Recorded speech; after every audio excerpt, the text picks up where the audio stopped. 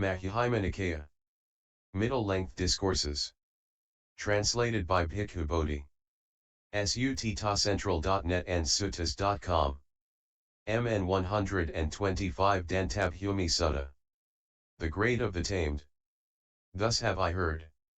On one occasion the Blessed One was living at Rajagaha in the bamboo grove, the squirrel's sanctuary. Now on that occasion the novice Airavata was living in a forest hut.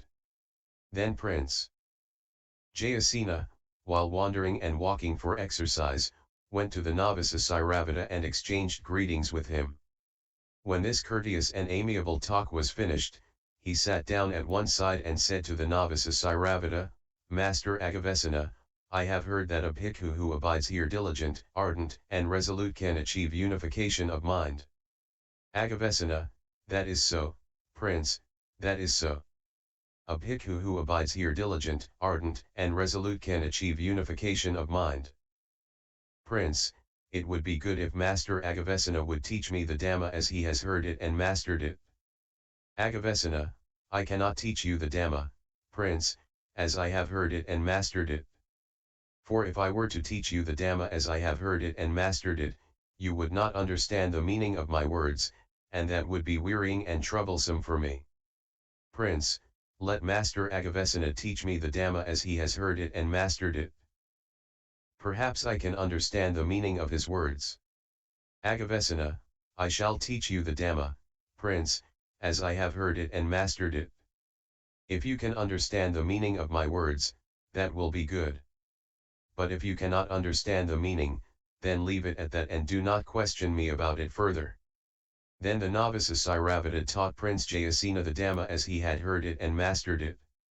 After he had spoken, Prince Jayasena remarked, It is impossible, Master Aggivessana, it cannot happen that a bhikkhu who abides diligent, ardent, and resolute can achieve unification of mind. Then, having declared to the novice Airavata that this was impossible and could not happen, Prince Jayasena rose from his seat and departed. Soon after Prince Jayasena had left, the novice Airavata went to the Blessed One. After paying homage to the Blessed One, he reported to the Blessed One his entire conversation with Prince Jayasena.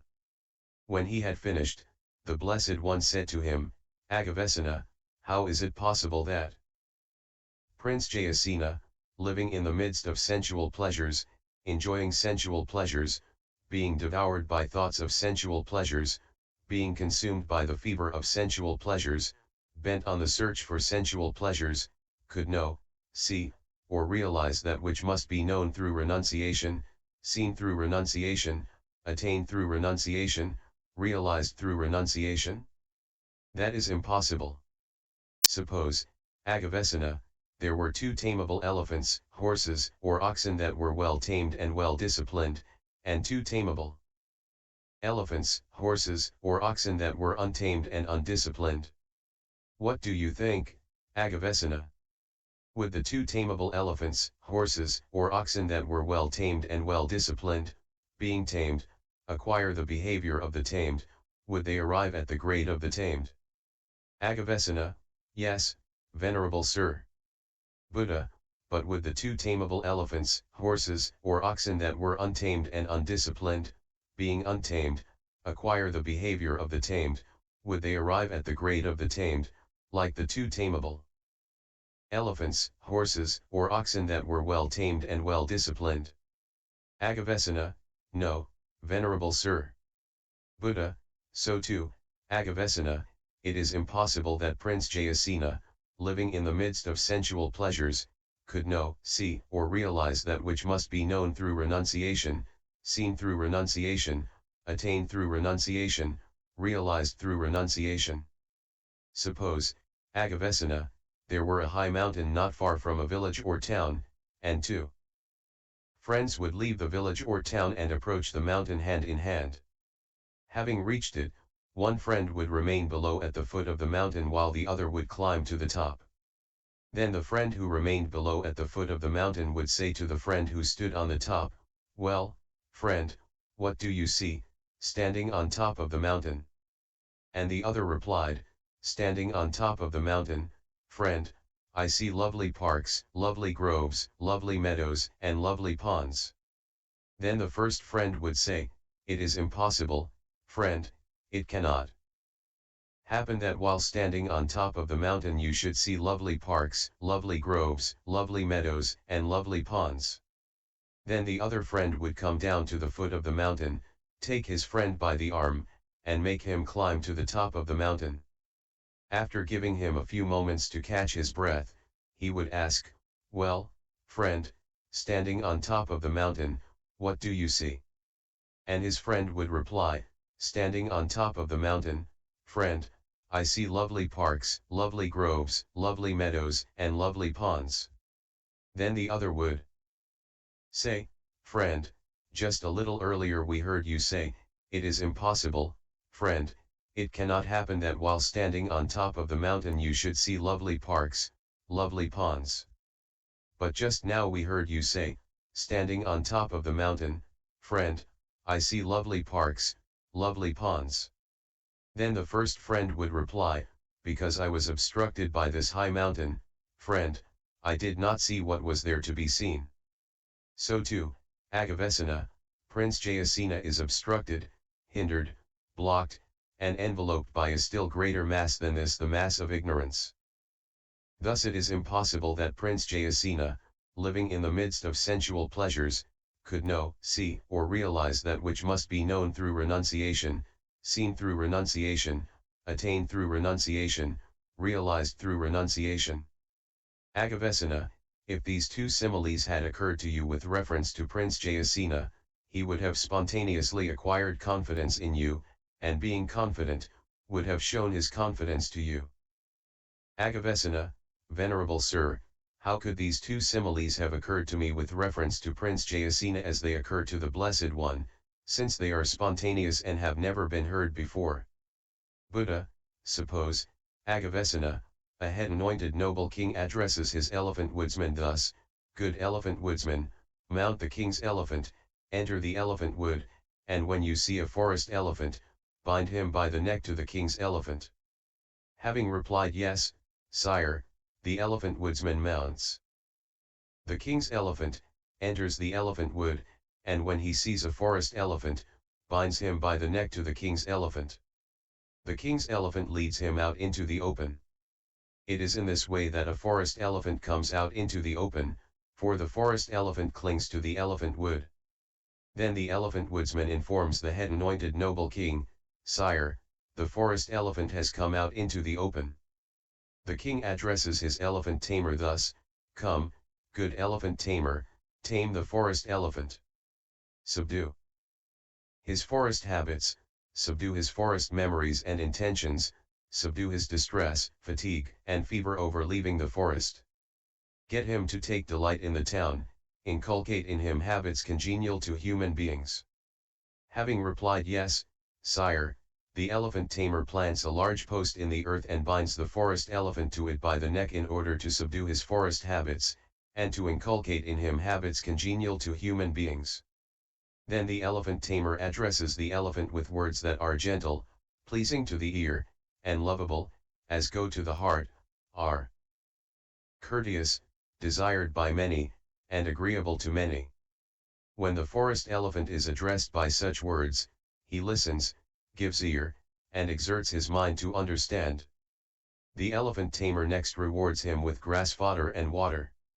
When the forest elephant accepts the grass fodder and water from him, the elephant tamer knows, now the king's elephant will live.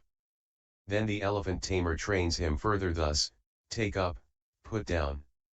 When the king's elephant obeys his tamer's orders to take up and put down and carries out his instructions, the elephant tamer trains him further thus, go forward, go back.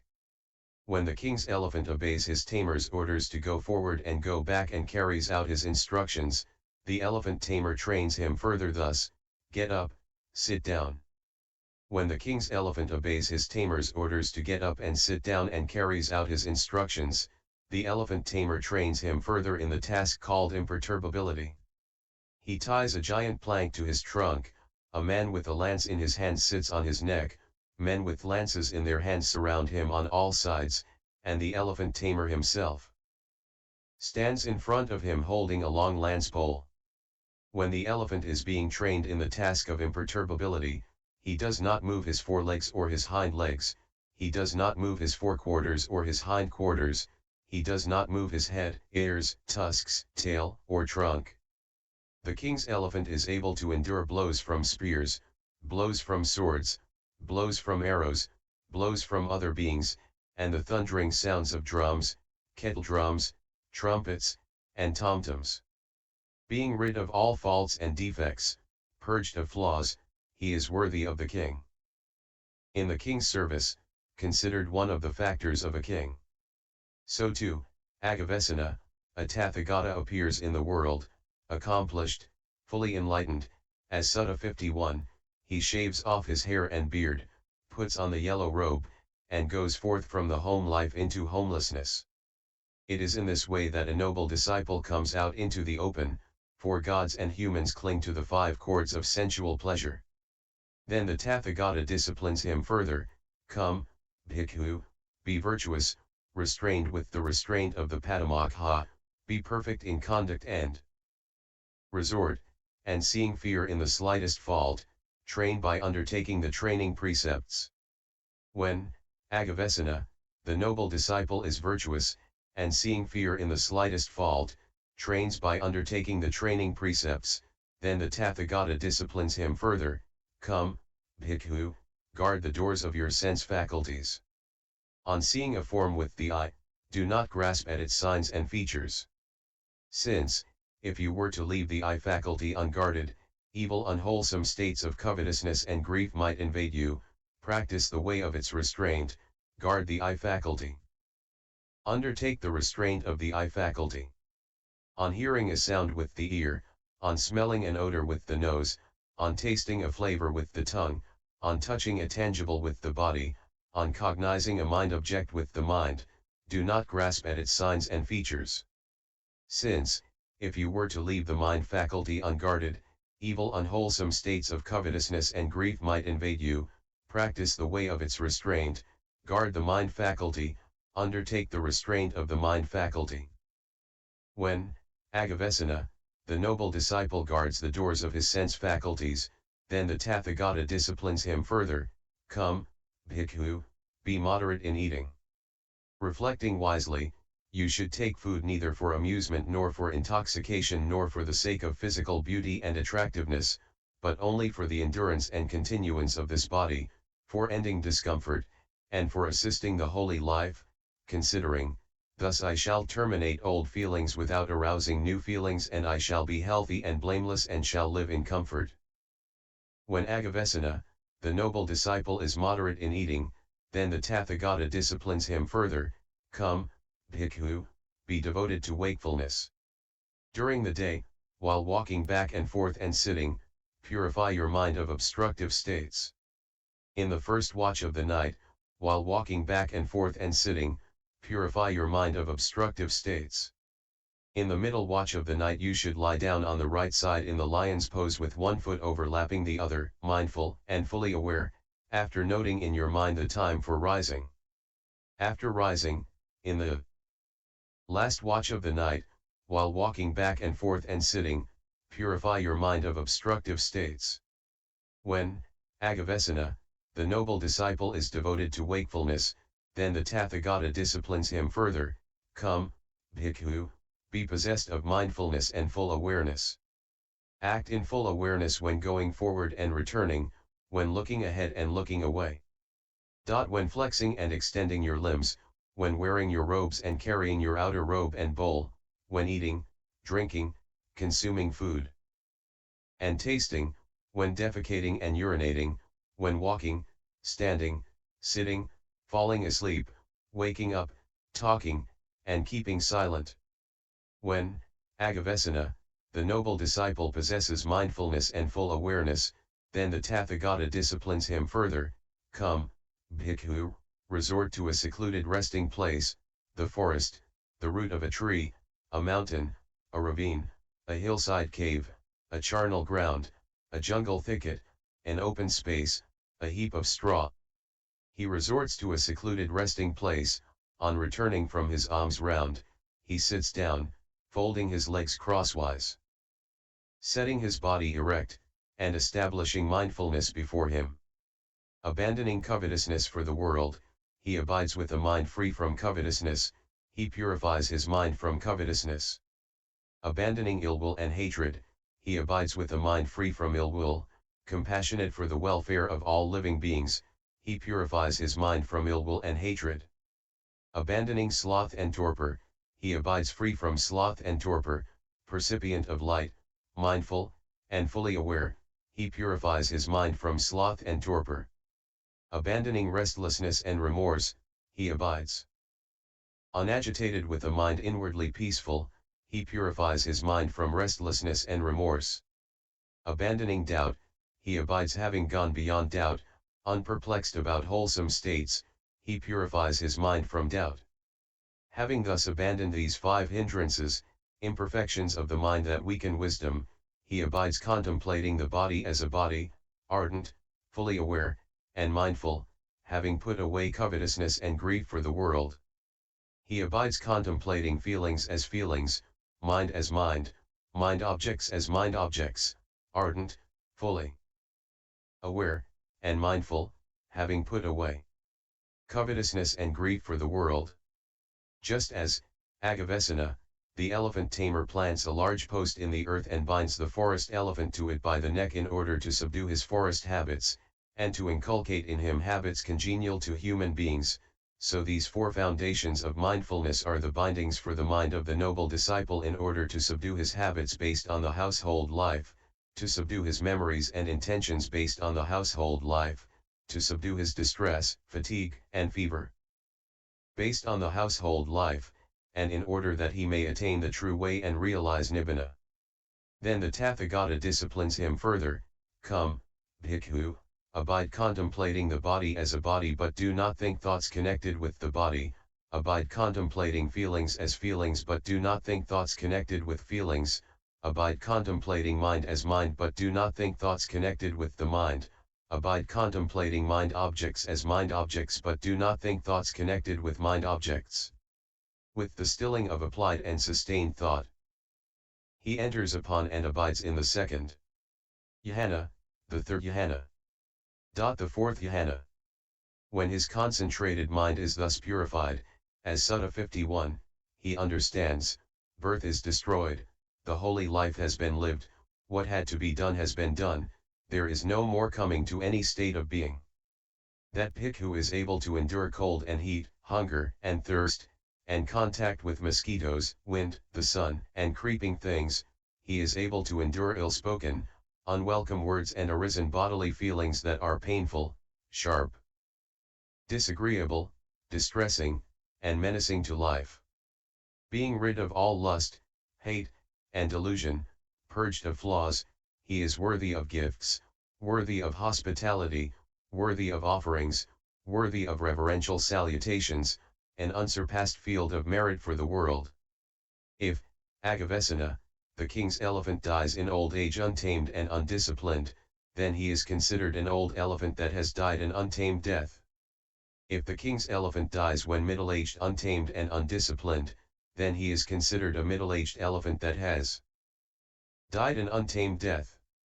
If the king's elephant dies when young untamed and undisciplined, then he is considered a young elephant that has died an untamed death. So too, Aggivessana, if an elder bhikkhu dies with his taints undestroyed, then he is considered an elder bhikkhu who has died an untamed death. If a bhikkhu of middle status dies with his taints undestroyed, then he is considered a bhikkhu of middle status who has died an untamed death. If a newly ordained bhikkhu dies with his taints undestroyed, then he is considered a newly ordained bhikkhu who has died an untamed death. If, Aggivessana, the king's elephant dies in old age well tamed and well disciplined, then he is considered an old elephant that has died a tamed death. If the king's elephant dies when middle-aged well tamed and well disciplined, then he is considered a middle-aged elephant that has died a tamed death. If the king's elephant dies when young well tamed and well disciplined, then he is considered a young elephant that has died a tamed death. So too, Aggivessana, if an elder bhikkhu dies with his taints destroyed, then he is considered an elder bhikkhu who has died a tamed death. If a bhikkhu of middle status dies with his taints destroyed, then he is considered a bhikkhu of middle status who has died a tamed death. If a newly ordained bhikkhu dies with his taints destroyed, then he is considered a newly ordained bhikkhu who has died a tamed death. That is what the Blessed One said. The novice Aggivessana was satisfied and delighted in the Blessed One's words. In summary, a prince asked Novice Aggivessana to teach him the Dhamma. At the end of the conversation, the prince was unconvinced and Novice Aggivessana told Buddha what happened. When he had finished, the Blessed One said to him, Aggivessana, how is it possible that Prince Jayasena, living in the midst of sensual pleasures, enjoying sensual pleasures, being devoured by thoughts of sensual pleasures, being consumed by the fever of sensual pleasures, bent on the search for sensual pleasures, could know, see, or realize that which must be known through renunciation, seen through renunciation, attained through renunciation, realized through renunciation? That is impossible. Buddha gave a simile of two friends, one of whom climbs a mountain and describes what he can see from the summit. The other friend doubts what he has described as he could not see the scenery from below. So then the first climbs down the mountain again and leads his friend by the hand to the top where he realizes that he could not see the sights because his view was obscured by the mountain. The mountain equals blindness. After that, Buddha gave the analogy of the taming of an elephant and explained to Aggivessana how he trains his disciples in the Dhamma and Vinaya. References.